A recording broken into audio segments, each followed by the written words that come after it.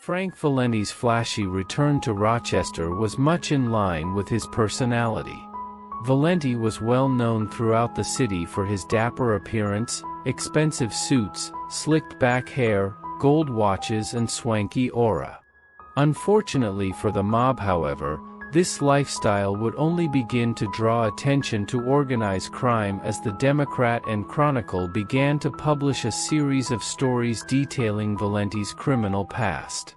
Frank was nicknamed the Sphinx due to his stone-cold, expressionless facial expressions when interrogated by police.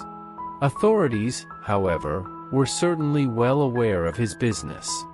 Around New Year's 1965, a series of gambling raids took down some Mafia operations controlled by Valenti. Suspecting an informant, Valenti ordered the murder of Dominic Aloco, a well-known gambling figure who was suspected by Valenti of ratting. Police questioned Valenti about the slaying but was unable to prove his guilt, and he was set free, signaling the extent of his power. Also murdered would be Johnny Broadway Cavagrati, an old-time Russo loyalist who failed to fall in line when Valenti took control. He was kidnapped and killed to send a message to dissenters. To prevent future law enforcement raids, Valenti turned to bribery and held a meeting with members of the Vice Control Unit of the Rochester Police Department. A later investigation concluded this meeting was certainly not for any legitimate law enforcement purpose or for the carrying out of any lawful and proper police functions. It was only the first of a series of corruption scandals and strange behavior surrounding Rochester law enforcement agencies and the Mafia. As the 1960s went on, Rochester's underworld grew. Frank Valenti already held an extensive criminal history, and he would use the relationships over the last several decades to aid him in the takeover of Rochester. Some of the well-known mobsters in the circle included the aforementioned John LaRocca and Antonio Repipi of Pittsburgh. He also formed relationships Michael Genovese, Joseph Bonanno, Joseph Prophesite and Angelo Bruno. It was also during this time that Valenti began to appoint an underboss and consigliere, as the family became more structured and power was consolidated. There was now more made members than ever before. Gambling became the main source of income during this period and was expanded even beyond Rochester to Las Vegas, Niagara Falls and Atlantic City. Naturally, raids on these illegal gambling joints became a common occurrence, but hardly deterred the mobsters from operating.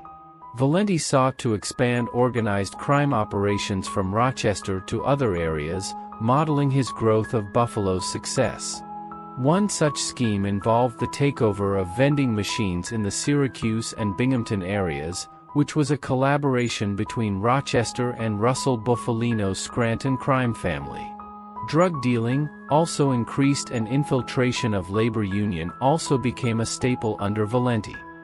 In 1968, Stefano Megadino was arrested with his brother Peter for interstate bookmaking. A subsequent raid on his son's home in Niagara Falls uncovered a suitcase filled with several $100,000 in cash. The now aging Megadino was now faced with animosity among his underlings. Shortly following his arrest, several Buffalo capos met at Frank Valenti's farmhouse outside Rochester to discuss the future of the family. Among those in attendance were Sam Pieri and Joseph Tadero Sr., who decided to oust Megadino from Buffalo. With the backing of the Pittsburgh crime family's Antonio Repipi and with the blessing of the Buffalo's capos now hostile towards Megadino, Valenti declared Rochester an independent family that would no longer answer to Buffalo.